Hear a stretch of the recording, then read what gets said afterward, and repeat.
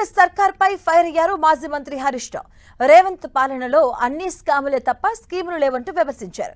బడ్జెట్లో చదవడంతోనే సరిపెట్టుకున్నారు కానీ కేటాయించిన డబ్బులు విడుదల చేసేందుకు సీఎం రేవంత్ రెడ్డికి మనసు లేదన్నారు. కేవలం బల్లలు కొట్టడానికే బడ్జెట్ను ప్రవేశపెట్టారని విమర్శించారు హరీష్ రావు.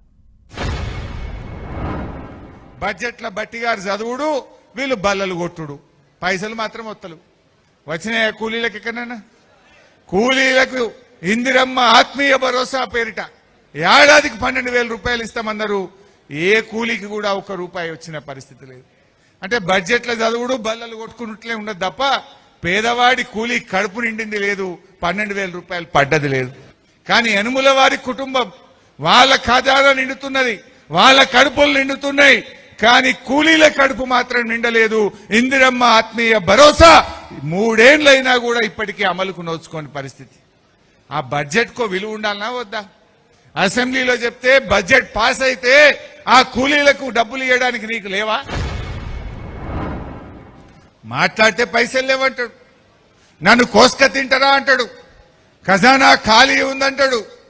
ఖజానా ఖాళీ లేదు, రేవంత్ రెడ్డికి మనసు లేదు. ఇవాళ ఫ్యూచర్ సిటీలో 100 కోట్ల రూపాయలతో రేవంత్ రెడ్డి క్యాంప్ ఆఫీస్ కట్టుకున్నాడు. ఎంసీహెచ్ఆర్డీలో 100 కోట్ల రూపాయలతో క్యాంప్ ఆఫీస్ కట్టిండు. సెక్రటరియట్ లో కోట్ల రూపాయలు ఖర్చు పెట్టి వాస్తు కరెక్షన్ చేసిండు. క్యాంప్ ఆఫీసుల మీద 100 కోట్లు ఖర్చు పెట్టడానికి నీకు డబ్బులు ఉంటాయి. మెస్సీతో ఫుట్బాల్ ఆడడానికి 100 కోట్లు ఖర్చు పెట్టడానికి నీకు డబ్బులు ఉంటాయి. పేపర్ యాడ్లకు ఉంటాయి, పక్క రాష్ట్రాల్లో ఎన్నికలకు డబ్బు మూటాలు పంచడానికి ఉంటాయి, రాహుల్ గాంధీకి నెల నెల పన్నులు కట్టడానికి డబ్బులుంటాయి. మా పేద కూలీలకు సంవత్సరానికి 12,000 ఇవ్వడానికి డబ్బులుండయా? రైతు బంధు వేయడానికి డబ్బులుండయా? రేవంత్ రెడ్డి పాలనలో స్కీములు లేవు, అన్ని స్కామ్లే. ఇవాళ సివిల్ సప్లైలో స్కామ్, సింగరేణిలో స్కామ్, హ్యామ్ రోడ్లలో స్కామ్, చివరికి గా పిల్లల బట్టలు కొనే పిల్లలకు అన్నం పెట్టే ఉప్పు పప్పుల కోడిగుడ్లలో కూడా స్కామే. భూముల్లో స్కామ్, పవర్ లో స్కామ్. అసలు స్కాములు చేయని డిపార్ట్మెంటే లేదు. ఎండ్ల చూడు స్కామే, స్కీములు లేవు, అంతా మోసం. మన కరీంనగర్ జిల్లా మంత్రులు మన జిల్లా పరువు తీస్తున్నారు. లక్ష్మణ్ గారు, పొన్నం ప్రభాకర్ గారు నాకు ఛాలెంజ్ వేసిండ్రు. అరే నువ్వు 2,000 కోట్ల స్కామ్ అంటున్నావు, మేం కొన్నదే 680 కోట్లది అన్నారు.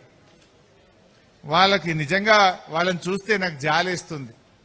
మీ డిపార్ట్మెంట్ లో మీరు మంత్రులుగా ఉండి అసలు మీ డిపార్ట్మెంట్ లో ఏం జరుగుతుందో మీకు తెలియని పరిస్థితుల్లో మీరున్నారు. 2,000 కోట్ల రూపాయలతో టెండర్లు పిలిచిన విషయం ఈ మంత్రులకు తెలియకపోతే వీళ్ళు ఏం పాలన చేస్తున్నారో నాకు అర్థమైతలేదు.